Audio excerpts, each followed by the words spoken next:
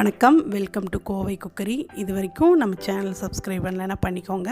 பக்கத்தில் இருக்கிற பெல் ஐக்கானை கிளிக் பண்ணிக்கோங்க. இவ்வளோ நாள் வீடியோ வரலன்னு நினச்சிட்ருப்பீங்க. நாங்கள் வீடு கொஞ்சம் சேஞ்ச் பண்ணோம், அதனால் வரல. இனிமேல் கரெக்டாக வரும். நீங்கள் ஏதாவது உங்கள் தேவை இருந்ததுன்னா பார்த்துட்டு எனக்கு கமெண்ட் பண்ணுங்கள். இப்போ நம்ம ரோட் சைடு காளான் செய்ய போகிறோம். அதுக்கு ஒரு 300 கிராம் பட்டன் மஷ்ரூம் கட் பண்ணி வச்சுருக்கிறேன். ஒரு 400 கிராம் அளவுக்கு முட்டைக்கோஸ் கட் பண்ணி வச்சுருக்கிறேன். ஒரு 2 பெரிய வெங்காயம் 200 கிராம் அளவுக்கு, கூடவே மஞ்சத்தூள் ஒரு அரை ஸ்பூனு, தேவையான அளவுக்கு உப்பு, இஞ்சி பூண்டு பேஸ்ட் 2 ஸ்பூன் போட்டிருக்கிறேன். கூடவே green chilli sauce 1 tablespoon ஊற்றிருக்கிறேன். அது கூடயே தனியா பவுடர், அதாவது கொத்தமல்லி தூள் 1.5 ஸ்பூன் சேர்த்துக்கிறேன். கரம் மசாலா 1 ஸ்பூனு, சிக்கன் மசாலா ஒரு 3/4 ஸ்பூன் அளவுக்கு, பெப்பர் ஒரு அரை ஸ்பூன்லேருந்து ஒரு ஸ்பூனில் ஒரு 3/4 ஸ்பூன் அளவுக்கு, ரெட் சில்லி பவுடர். இது கலருக்கு பெருசாக காரம் இருக்காது. நம்ம சில்லி சாஸ் அதெல்லாம் இருக்கும்போது கரெக்டாக இருந்துக்கும். உங்கள் காரத்துக்கு ஏற்ற மாதிரி நீங்கள் வேணுன்னா கொஞ்சம் எக்ஸ்ட்ரா சேர்த்துக்கோங்க. மைதாவும் கார்ன்ஃப்ளவரும் எடுத்து வச்சுருக்கிறேன். ஒரு 4 ஸ்பூன் மைதா, அது கூடயே கார்ன் மாவு ஒரு 3 ஸ்பூன் சேர்த்து கலந்துக்கலாம். இப்போ சும்மா ட்ரையாக மிக்ஸ் பண்ணிக்கிட்டு அளவளவாக நம்ம தண்ணி தெளிச்சிட்டு கலந்துக்கலாம். இப்போ இந்த மாதிரி ஃபஸ்ட்டு ட்ரையாகவே கலந்துக்கோங்க. அதில் இருக்கிற ஈரப்பதம் எல்லாமே மிக்ஸ் ஆகட்டும். ரொம்ப தண்ணி ஊற்றி கலந்துடாதீங்க. நம்ம இதை இது மாதிரி பக்கோடா மாதிரி போட்டு எடுக்க போகிறோம் ஃபஸ்ட்டு. அதுக்காகத்தான் அளவளவாக தண்ணி ஊற்றி நம்ம அளவாக மிக்ஸ் பண்ணி பார்த்துட்டு மிக்ஸ் பண்ணிக்கலாம். கையில் பிடிச்சி பார்த்தா நம்ம வர மாதிரி. ரொம்ப அதுக்காக ட்ரையால் கொஞ்சம் லூஸாக நான் காமிக்கிற பார்த்துக்கோங்க. இதே மாதிரி போடுங்க. நல்லா மொறுமொறுன்னு நல்லா கரெக்டாக கிடைக்கும் நம்மளுக்கு. இப்போ பாருங்கள், இந்த மாதிரி இந்தளவுக்கு பண்ணோம்னா எல்லா காயும் அது கூட ஒட்டிக்கிற மாதிரி. அதுக்காக ரொம்ப மாவாகவும் இல்லாமல் இந்த மாதிரி போட்டுட்டு எடுத்து வச்சுக்கலாம்.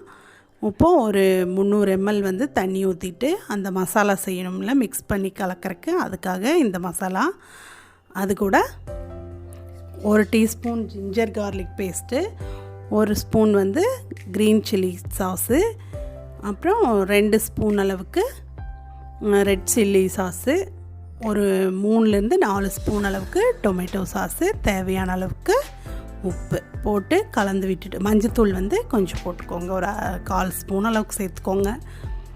இப்போ கலந்து விட்டுட்டு தனியா powder 1 spoon, chicken masala 1 spoon, garam masala 1 spoon, mutton masala 1 spoon, அது கூடயும் கலருக்காக ரெட் சில்லி பவுட்ரு, அதாவது காஷ்மீரி சில்லி, ரெட் சில்லிலேயே. இப்போ நல்லா கலந்து விட்டுக்கோங்க. கலந்து விட்டுட்டு கொதிக்கிற போது இந்த மாதிரி கலக்கி விட்டுக்கோங்க.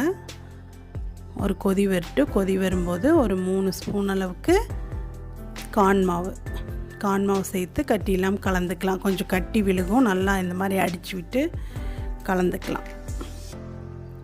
கலந்துட்டு ஒரு கொதி வந்தோடனே நம்ம இறக்கி வச்சுக்கலாம். போட்டு நல்லா கலந்துக்கலாம். இந்த மாதிரி பீட்ரு வச்சு நல்லா கலந்து விட்டுட்டோம்னா கட்டி விழுகாமல் வரும்.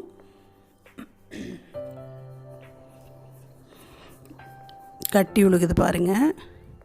நல்லா எடுத்து வச்சு நல்லா அடிச்சுட்டு கலந்துட்டோம்னா இந்த மாதிரி கிரேவி, சும்மா ஒரு கிரேவி மாதிரி வரும்.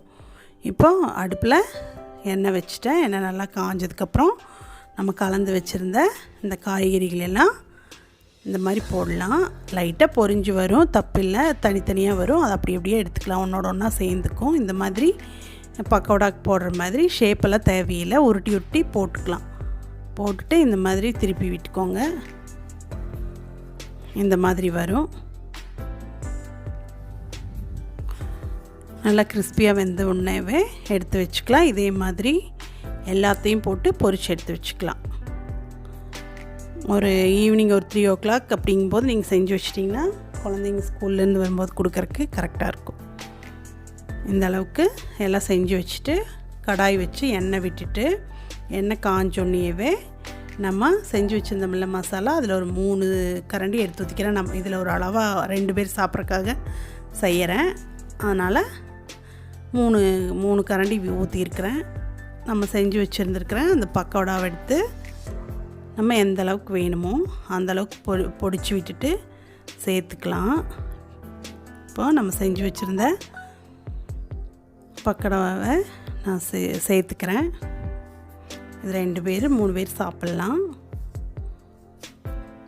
மிச்சமும் எடுத்து வச்சிட்டிங்கன்னா எப்போ வேணுமோ இந்த மசாலா ஊற்றி உடனே டக்குன்னு செஞ்சு கொடுத்துடலாம். இந்த மாதிரி கொதி வந்தோடனேவே நல்லா தட்டி விட்டு நல்லா கட் பண்ணி நல்லா கலக்கி விடுங்க. இப்போ இந்த மாதிரி செஞ்சுட்டு நல்லா ஃபுல்லாக கலந்துட்டு இந்த மாதிரி பதமானோடனேவே கூட கொஞ்சம் உங்களுக்கு கெட்டியாக வேணும்னா இந்த அளவில் எடுத்துக்கலாம். கொஞ்சம் தண்ணி மாதிரி வேணும்னா கூட கொஞ்சம் அந்த மசாலா ஊற்றிட்டு கிளறிக்கலாம்.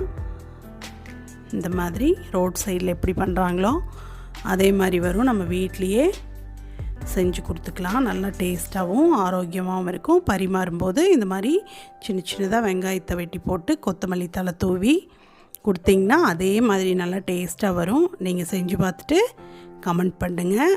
நன்றி, வணக்கம்.